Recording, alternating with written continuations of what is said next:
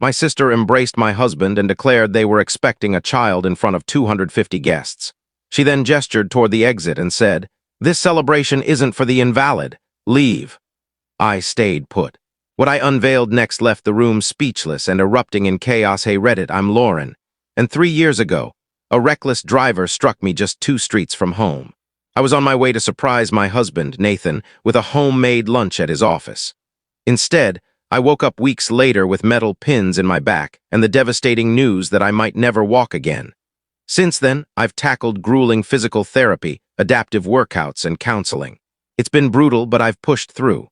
What I couldn't handle as well was how my family, especially my sister, treated me afterward. Claire, my elder sister by 2 years, has always been the star. Prom queen, elite university alum, picture-perfect wedding. She had a knack for making every occasion her personal spotlight. When I became wheelchair-bound, it was as if she couldn't stand anyone else stealing attention, even if it was born of hardship. She stopped inviting me to events with inaccessible venues. She'd share family pictures where I was conveniently cropped out. When I confronted her, she flashed a sugary smile and said, "Lauren, nobody wants a wheelchair in holiday snapshots. It kills the mood." Still, I persisted. I attended birthdays, festive gatherings, and her lavish fundraisers. I brushed off veiled insults and ignored hushed remarks. I held on to the belief that family, no matter how flawed, deserved effort. That belief crumbled last weekend. It was my father's retirement gala, orchestrated by Claire, naturally. The event was held at a posh estate with valet service, cascading champagne displays, and a live orchestra. She insisted on a formal dress code, and I complied perfectly. Custom gown, impeccable makeup, and a sleek new wheelchair I'd saved for, designed to blend elegance with function. I arrived early, as navigating crowds in a chair isn't simple. Nathan was meant to join me but texted last minute about a work delay. He's a doctor, so I didn't question it. I went solo and the atmosphere felt wrong. Guests stared as if I'd crashed the wrong event. I caught murmurs. One said, "She actually showed up." Another replied, "Just wait." The venue lacked a ramp to the stage despite promises of accessibility. When I asked Claire, she barely looked up from her phone. "Oh yeah," she said dismissively. "Must have slipped our minds. Stay in the back, okay?" I gritted my teeth and wheeled to a corner table with a view of the stage. The speeches started. My dad, emotional, thanked his peers and raised a glass to his career's end. My mom teared up. I clapped along with the crowd. Then Claire took the microphone. "Thank you all for being here," she said, her smile radiant. "Tonight isn't just for Dad. I have my own special news." At that moment, Nathan entered through a side door. I froze. I thought he was stuck at work.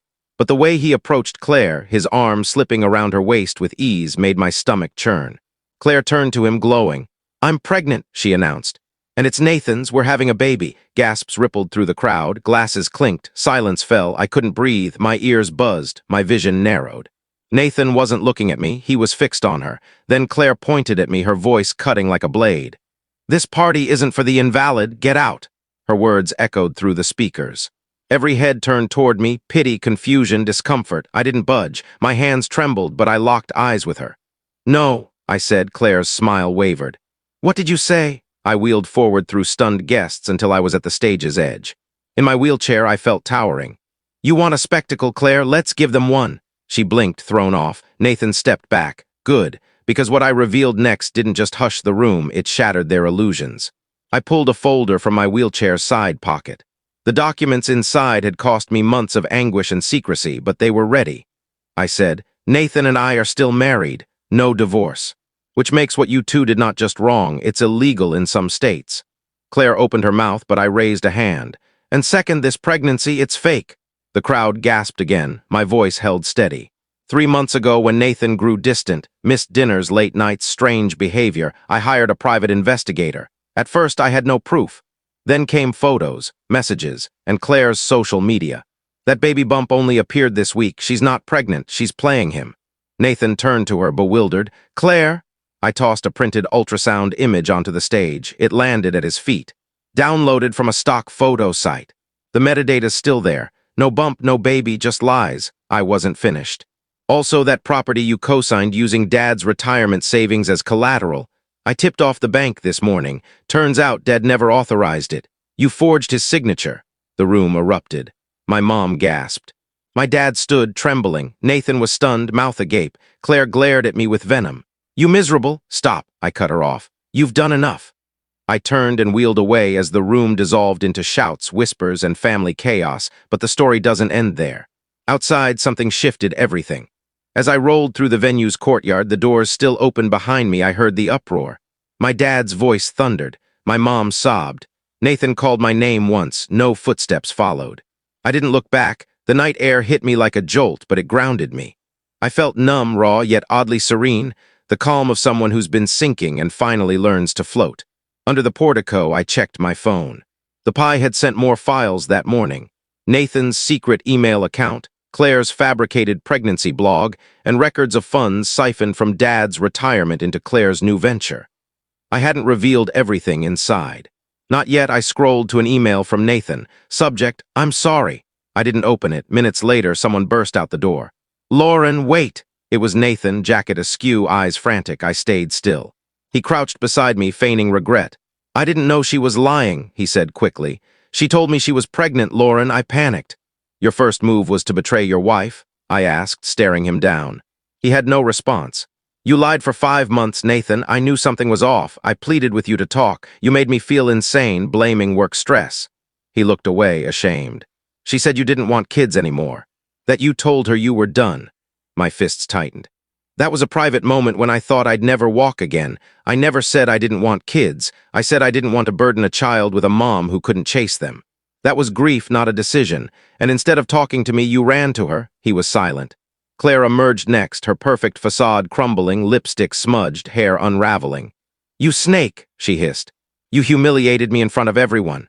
"No, Claire," I said. "You humiliated yourself." My mom followed, flustered. "Lauren, your father's livid. We need to manage this." There it was, no concern for me, just damage control. I sighed. "There's no managing this, Mom. You knew. You watched her treat me like garbage for 3 years. You let her call me an invalid in front of everyone." "I didn't think she meant it," Mom said. "You always say that." "She didn't mean it. She didn't know better. But you never defended me, not when she excluded me, not when she erased me." Claire stepped closer. "Don't play the victim, Lauren. You've always been dramatic." I met her gaze. "Want to keep going? Because the Pi didn't just find your fake ultrasound. He found your hidden bank account, opened under Mom's maiden name, used to funnel loan applications in Dad's name." Mom gasped. "What?" Claire paled. "Lauren, don't. You tried to ruin my life," I said. "I've kept your secrets too long. I'm done." I turned to Nathan. "And you? I'm filing for divorce this week. My lawyer will be in touch." His face collapsed. "Lauren, please." "You were my partner," I said. "You abandoned me when I was at my lowest. You stood by her and let her say those things. You didn't even blink." I started to wheel away, then paused. "Oh, Claire. That trust fund from Grandma Ruth you said was used up for your wedding. It wasn't. Her lawyer contacted me. She set up accounts for each grandchild, unlocked at 30. Mine's intact." Claire's eyes widened. "No," I nodded. "Yes. With smart investments, I don't need this family. Any of you." My dad appeared in the doorway, furious. "You're tearing this family apart, Lauren." "No, Dad," I said quietly. "It was already broken. You just didn't see it until I stopped hiding it." He glared. "You'll regret this." "Maybe, but I'd rather regret leaving than stay where I'm invisible." I wheeled down the path, past stunned valets, luxury cars, and whispering guests, out to the street. I took a cab to a serene coastal hotel. That night, I pored over the Pi's report, sipped chamomile tea, and finally breathed. The next week was chaos. Lawyers, media leaks from a guest's video of the event, family fallout. The trust fund covered an elite legal team. Claire's fraud was reported, her assets frozen. Dad faced scrutiny for mismanaging firm funds. Nathan tried calling, texting, pleading. I blocked him and sent divorce papers in a sleek black envelope. As for me, I rebuilt. I used my inheritance to launch a nonprofit for women with mobility challenges facing workplace bias. I relocated to a coastal city with proper accessibility. I met someone gentle who sees me as complete, not broken. My family may call me the destroyer, but they lit the match. I just walked away from the flames. They had their moment, their 250 guest scandal, their gasps and shouts. But I held the final truth, and that's worth more than anything they tried to steal.